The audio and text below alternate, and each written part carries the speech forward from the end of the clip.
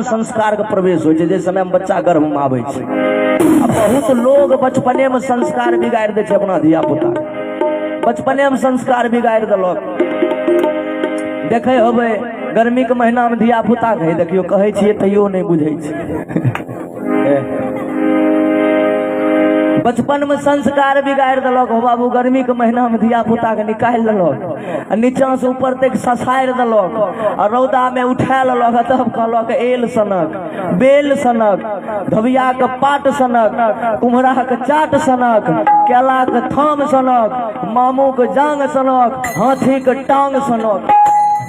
L सनक bell सनक कुछ के संस्कारों वहने हो जाए छे। एल सनक बेल सनक ई नहीं कहते रे बउआ डॉक्टर बन, रे बउआ इंजीनियर बन, रे बउआ प्रोफेसर बन, ई सब नहीं कहते। नहीं कुछ हो तो गवैयो बन गाँव जाके दही चूड़ा खे में। पहले कहलक एल सनक बेल सनक तो कुछ हबो करे छे वहने।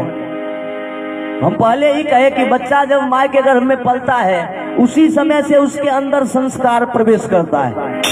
बच्चा जब माँ के गर्भ में रहे छे ने, जानते होंगे सुने होंगे अर्जुन का बेटा अभिमन्यु माँ के गर्भ में ही चक्रव्यूह में प्रवेश करने की विद्या को जान गए। किस तरह से चक्रव्यूह में प्रवेश किया जाता है, सारे अस्त्र शस्त्र के जानकार हो गए माँ के गर्भ से ही। जब गर्भ में था तो अर्जुन आके बतलाया करते थे उत्तरा को, अपने पत्नी को युद्ध के बारे में बतलाया करते थे और उसका बेटा गर्भ में सारी बात को सुन रहा था, सारी बात को सुनता था और सब कुछ सीखता भी था। लेकिन आय काल बाबू उल्टा बात है। पहले के माय बहन जब गर्भ धारण करे रहे तो बढ़िया बढ़िया जगह पर बैठे, बढ़िया बढ़िया कोनो धर्म ग्रंथ के पुस्तक पढ़े, रामायण पढ़े, गीता पढ़े, बढ़िया बढ़िया पुस्तक पढ़े। लेकिन अभी के समय में जब गर्भ धारण करे छे माय बहन, देखे हुए जब गर्भ धारण करे छे तो ई नहीं कहलो कि हे यो तनिगो हमरा कोनो रामायण के किताब लाइव दियो, कोनो गीता भागवत के किताब लाइव दियो, कोनो बढ़िया व्यक्ति के चरित्र नहीं दियो, पढ़बे तो बच्चा पर बढ़िया असर पड़ते, प्रभाव पड़ते। ई सब नहीं कहलक हे यो सुनियो ने हमरा मन नहीं लगे छे, भरि दिन हम असगरे घर में रहे छिए, अहाँ चल जाए छिए काम करे ले, भरि दिन हम असगरे रहे छिए घर में। एक काम करू ने हमरा एगो 20,000 वाला मोबाइल नहीं कीन दथिए, हमरा एगो 20,000 वाला मोबाइल कीन दथिए, उहे चलैतिए ने तो ओहि में भूलल रहतिए। हो बाबू दुल्हो बेचारा जाए छे 20,000 वाला मोबाइल कीन के नहीं दे छे। की नाम है बुआ? अविनाश कुमार जी हैं, इनके सौजन्य से भी 51 रुपये का पुरस्कार है। कन्हैया जी के दरबार में इनका बिगड़ी कार्य बनता रहे, माँ गंगा के दया से इनका खजाना सदैव भरा रहे। जाके मोबाइल नहीं दिलक, भर रात बाबूजी मोबाइल के टिप टॉप करते रहल, व्हाट्सएप फेसबुक चलबैत रहल। आ उ जे चलबै छै से बच्चा जे गर्भ में पढ़े छै ओकरा पर बड़ा प्रभाव पड़े छै। वो बच्चों सीखे छै गर्भ में, आ जब वह बच्चा जन्म ले छै ने तो देखे होबे एकाध गो बच्चा जना छोड़ा तेज छै, एकाध गो बच्चा मोबाइल चलबे में बड़ा भीसी हो छै, बड़ा तेज हो छै। आ पुरनका आदमी जते छिए हुनका अभी तक फोन केना उठायल जाए छै, केना बात करल जाए छै, इहो ने बाबार के इहो ने मालूम रहे छै ने।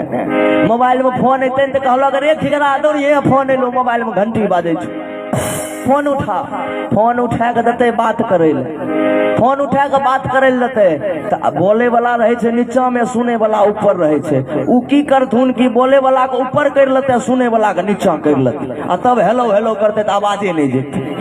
कहाँ से आवाज जेते? ऊपर नीचा कहने छै तो आवाज कहाँ से जेते? आ वह बच्चा के दे दियो, आइ काल्हि के धिया पुता के मोबाइल दे दियो, तुरंत गर्दा उड़ाते, बिढ़नी छोड़ा देते मोबाइल। तो बच्चे का संस्कार माता पिता से ही होता है। जैसे संस्कार हम बचपन में उसको देंगे, बच्चा को अगर हम आप लोग खिलौना नहीं देंगे तो वो एक दिन रोएगा, 1 घंटा 2 घंटा रोएगा। लेकिन उसी बच्चा को अगर जीवन में संस्कार नहीं देंगे तो वो बच्चा जीवन भर रोता है। इसीलिए माता पिता को चाहिए कि अपने बच्चे को सुंदर संस्कार दे, संस्कारवान बनाए। आइए मैं सुना रहा था कि सपनी कहा कि एक कागज पर लिखो कि एक दिन का कानून हमारे हाथ में है और इस एक दिन में हम उचित और अनुचित कुछ भी कर सकते हैं। मेरे राज्य दरबार में बैठने वाला देख सकता है, सुन सकता है, लेकिन बीच में कोई कुछ बोल नहीं सकता है, कोई बीच में हस्तक्षेप नहीं कर सकता है। ये लिख दिए और बाल ब्रह्मचारी बाबा भीष्म कृपाचार्य द्रोणाचार्य सबसे मोहर सबसे हस्ताक्षर करवा लिए उस पन्ना पर। यानी धर्म का ताला पहले ही लटकवा दिए सबके मुख पर शकुनी। ये शकुनी का नुस्खा है, सबके मुख पर धर्म का ताला लगा दिए। और दुर्योधन कहा कि ये मामू अभी भी एक पन्ना बचा हुआ है, मोहर वाला पन्ना। शकुनी कहा सुनो, अब इस पन्ना में लिखो, इस पन्ना में धर्मराज को पत्र लिखो।